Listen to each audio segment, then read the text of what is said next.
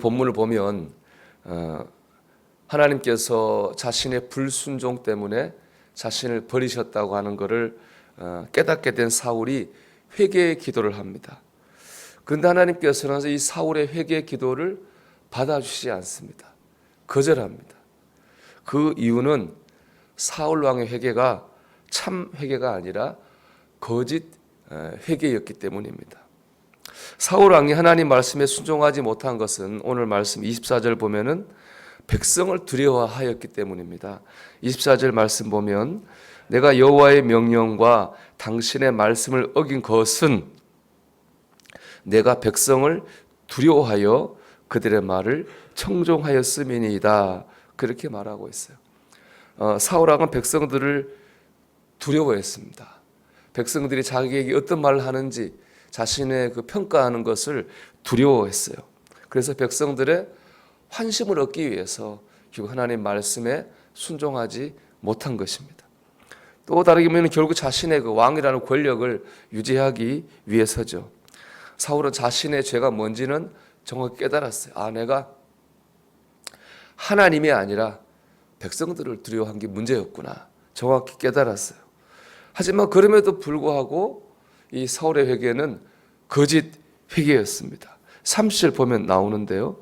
사울이 이르되 내가 범자였을지라도 이제 청하옵나니 내 백성의 장로들 앞과 이스라엘 앞에서 나를 높이사 나와 함께 돌아가서 내가 당신의 하나님 여호와께 경배하게 하소서 하더라. 즉 사울이 회개하며 기도하죠. 뭐라고 합니까? 장로들과 백성들 앞에서 나를 어떻게 해요? 나를 높여주세요. 그렇게 말합니다. 그러니까 사울은 사실은 백성들이 두려워서 회개했는데 여전히 두려워하고 있어요. 백성들에게 절대적 지지를 받고 있던 사무엘 선지자가 자신을 버리고 멀어지면 백성들도 자신을 멀리하지 않을까 두려워한 거예요. 그래서 백성들 앞에서 자기를 높여달라, 나와 함께 가달라 그렇게 부탁하고 있는 겁니다. 이것 보면 사울 왕은 여전히 누구를 두려워하고 있어요? 여전히 백성들을 두려워하고 있어요. 여전히 백성들의 평가를 두려워하고 있습니다. 여전히 자신의 권력, 이 왕이라는 권력이 흔들릴까 봐 여전히 두려워하고 있어요. 머리로는 깨닫고 입술로는 회개를 했는데 마음의 중심은 전혀 변하지 않았습니다. 거짓 회개죠. 사울에게는 거짓 회개였습니다. 하나님은 사울의 가짜 회개를 거절하신 것입니다. 여러분, 하나님은 참 회개는 받아주시지만은 가짜 회개는 거절하십니다. 가짜 회개는 머리로만 하는 회개고 입술로만 하는 회개입니다. 진짜 회개는 뭐가 있어야 될까요? 결단이 있어야 됩니다. 지난날의 그 잘못으로부터 떠나는 결단이 있어야 돼요.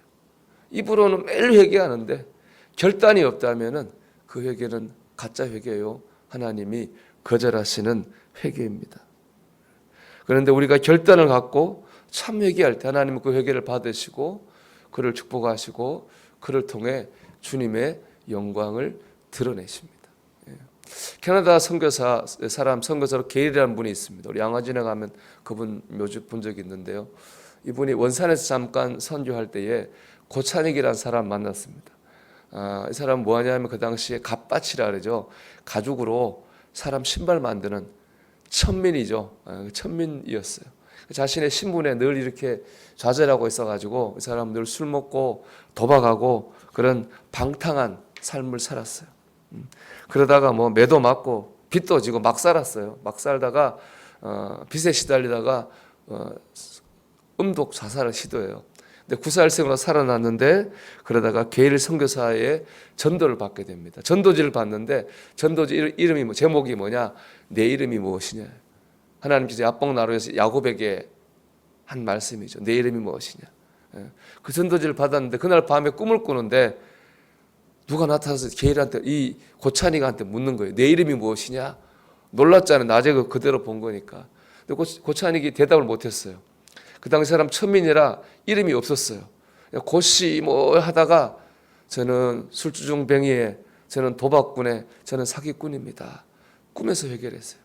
그러니까 그 꿈에서 나타난 사람이 그를 탁 때리더니 이제부터 너는 내 아들이다.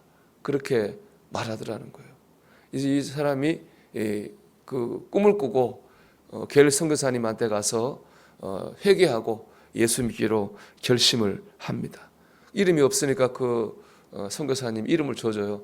여러 사람을 이익되게 해라. 그래서 찬익으로 지어서 고찬익이 됩니다. 이분이 그때부터 완전히 달라져요. 술 끊고 방탕함을 다 끊어요. 그리고 나중에 이제 게을 선교사님을 따라 연동교회로 서울로 오게 되는데 자기 갓밭이니까 서울에 있는 모든 갓밭이 하나님에서 복음을 전했어요. 매주 한 사람 이상 전도했다고 그래요. 나중에 천민임에도 불구하고 양반들도 있는데 초대 그 장로가 되었습니다. 게을 선교사님 말하기를 만약에 노벨상 추천하라면 내가 이 고찬익을 추천하겠다고 그렇게 말할 정도였습니다. 그는 정말로 회개했어요. 뭘 보면 알 수 있어요? 변했잖아요. 하나님께서 그를 축복하시고 그를 통해서 하나님의 영광을 드러내셨습니다. 사랑하는 여러분, 우리가 죄 짓지 않고 살 수는 없잖아요. 우리 다 죄 짓잖아요. 그렇기 때문에 신앙생활에서 정말 중요한 건 뭐냐? 회개하는 거예요.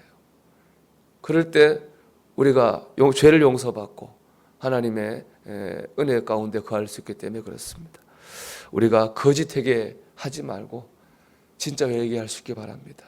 진짜 회개하는 가운데에 하나님이 복 주시고 하나님이 사용하시는 저와 여러분 될 수 있기를 주님의 이름으로 축원합니다.